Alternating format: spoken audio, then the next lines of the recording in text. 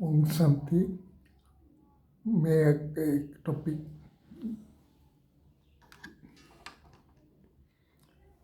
संपूर्ण राज ऋषि इसके बारे में बोलना चाहता हूँ। राज ऋषि अर्थात जितना बेहद का वैराग उतना स्वराज्य अधिकारी।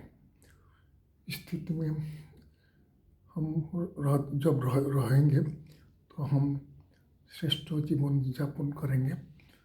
तो राज ऋषि भी हो, राज ऋषि राजा भी हो, स्वराज्य अधिकारी हो और ऋषि भी हो, बेहद का वैरागी हो। तो हम जब बेहद का वैरागी बनने चाहते हैं, दुनिया से न्यारा और प्यारा, ये बाबा ने हम बच्चों को बतलाया है। जितना हम न्यारा बनेंगे उतना हम प्यारा बनेंगे। इसलिए बेहद का वैराग अर्थात स्वराज्य अधिकारी भी हो और बेहद के वैराग्य वृत्ति भी हो। स्वराज्य अधिकारी अर्थात हमारा कर्मेंद्रियों पर विजय प्राप्त हो और कर्मेंद्रिय अर्थात स्थूल पंच कर्मेंद्रिय एवं सूक्ष्म मनोबुद्धि संस्कार पर विजय प्राप्त हो। तो हमें विजय प्राप्त करना है। विजय प्राप्त करने से हमें सदा विजयी बनेंगे। तो इसलिए जैसे अनुभव होगा, ये दुनिया मरे पड़े हैं, ये दुनिया कब्रिस्तान है। तो हम इस कब्रिस्तान से दिल न लगाए, जिसे कहते हैं ना श्मशान वैरागी। श्मशान वैरागी अर्थात इसलिए सारा दुनिया मरे पड़े हैं, हमें इसमें दिल नहीं लगाना। तो ये हमें कब्रिस्तान को भी दुनिया कोई भी अटैचमेंट, दुनिया में कोई भी देवदारी से अटैचमेंट नहीं होगा। और साथ साथ स्वराज्य अधिकारी भी होगा। स्वराज्य अधिकारी अर्थात जो स्वराज्य अधिकारी अर्थात भविष्य में राज्य अधिकारी बनेंगे, जो स्वपुर राज्य करेंगे, भविष्य में भी राज्य करेंगे, भविष्य में राज्य भी करेंगे। तो इसलिए बाबा ने हम सबको राज ऋषि बनने का, संपूर्ण राज ऋषि बनने का आह्वान किया है। संपूर्ण राज ऋषि को भी कोई से लगाव नहीं होगा। इसका जैसे उनका राज ऋषि का नशा एवं निशाना श्रेष्ठ हो गया। निशाना अर्थात संपूर्ण स्थिति हम जब बन जाएंगे तो कोई भी हमें लगाव आकर्षण नहीं करेगा। कोई भी वस्तु वैभव व्यक्ति हमारे में अट्रैक्शन नहीं करेगा। तो इसलिए बाबा हम सबको कहते हैं, तुम्हें लगाव मुक्त बनो अर्थात बेहद का वैरागी बनो। बेहद का वैरागी अर्थात घर गृहस्थ में रहते हुए कोई से भी ममत्व नहीं, लगाव नहीं, अट्रैक्शन नहीं, ये होना चाहिए। जब हम ऐसे बन जाएंगे तो हम श्रेष्ठ जीवन यापन करेंगे। इसमें लगाव झुकाव नहीं होना चाहिए। जो राजऋषि बनते हैं उनका निशानी क्या है? पहले तो ये दुनिया में दुनिया के कोई भी वस्तु वैभव प्रति लगाव नहीं होगा, सदा विकर्म मुक्त होगा, सदा विश्व सेवाधारी होगा और सबको रहम की दृष्टि से देखेंगे। जितना रहम की दृष्टि में देखेंगे उतना दूसरे के प्रति शुभकामना होगा। सदा विजयी, हमें विजयी ही पड़ा है, ऐसे समझेंगे। इसका विकर्म विनाश होगा, जी राजऋषि होगा, उनका विकर्म खत्म हुआ। तो इसलिए कोई भी विकर्म हमें नहीं करना है। विक्रमाजित बनना है।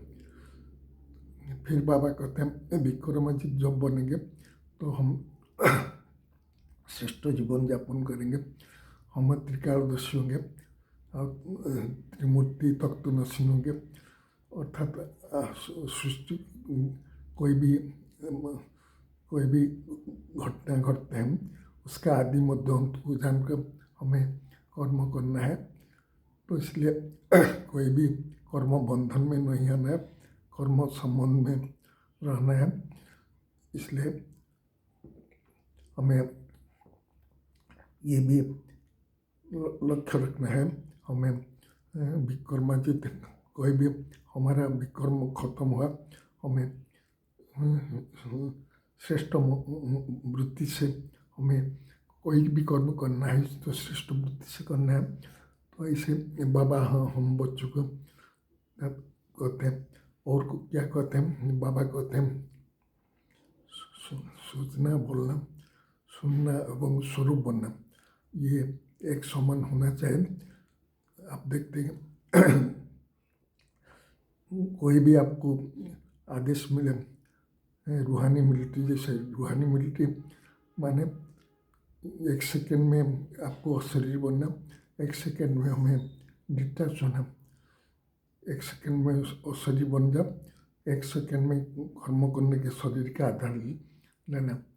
तो ऐसे जो रूहानी मिलिट्री बन जाएंगे तो आप देखेंगे हमें श्रेष्ठ जीवन होगा, हमारा संपूर्ण राजसी होगा।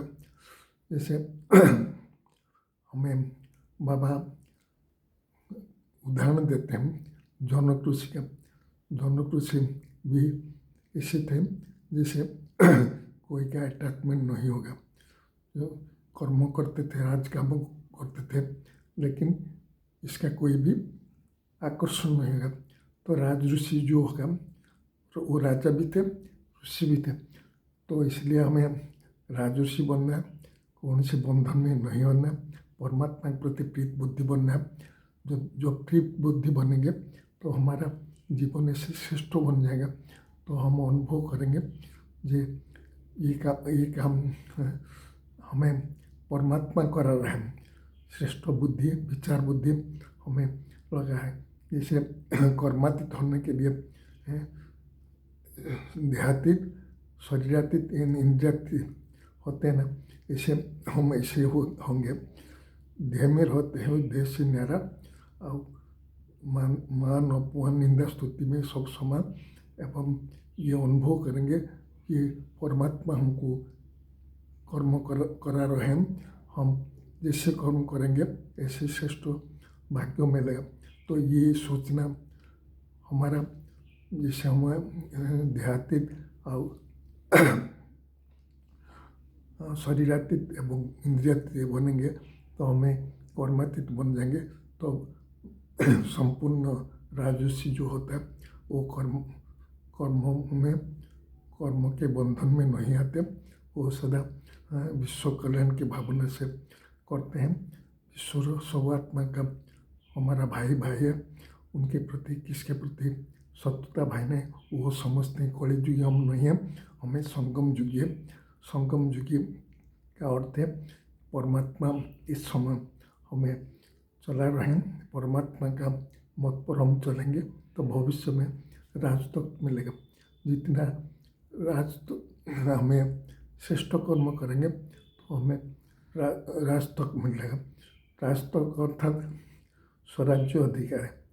स्वराज्य अधिकारी अर्थात हमें भविष्य में वर्तमान भी बाप से वरदान से हमें श्रेष्ठ जीवन यापन करना है एवं भविष्य में मध्य जीवन यापन करना है। तो ऐसे श्रेष्ठ भाग्य हमें बना रहे। बाप हमारा साथी है, बाप को जब साथी बनाएंगे तो कोई भी कर्म विकर्म नहीं है। तो परमात्मा के साथ हमें सदा यह श्रेष्ठ वृत्ति, श्रेष्ठ श्रुति, श्रेष्ठ कर्म हमें करना है।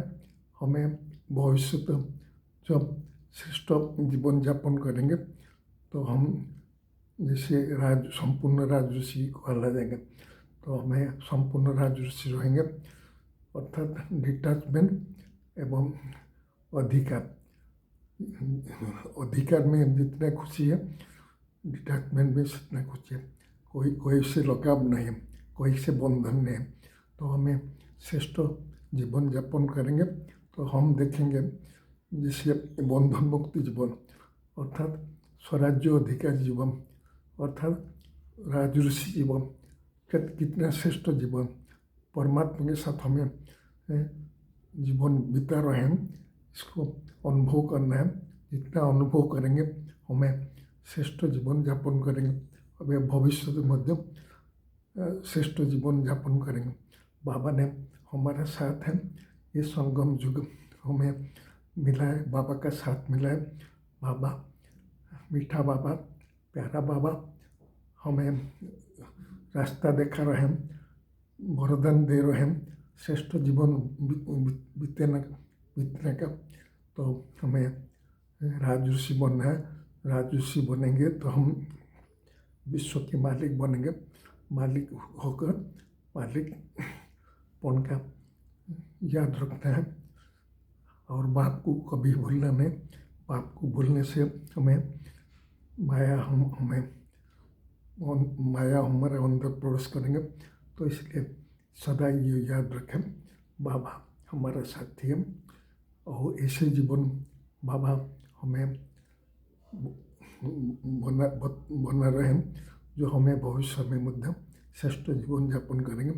संगम का समय श्रेष्ठ समय, भगवान परमात्मा हमारे साथ है और राजऋषि बनना कोई मुश्किल नहीं, संपूर्ण राजऋषि। तो इसलिए मैं इसको इतना बोला कि राजऋषि अर्थात बैलेंस, दोनों राजा भी बैलेंस और ऋषि भी बैलेंस। डिटैचमेंट ये ऐसे वृत्ति दृष्टि जैसे हो गया, वृत्ति से ऐसे होगा। तो इतना कहकर मैं हमारा वाणी को विराम देता हूँ। ओम शांति, ओम शांति।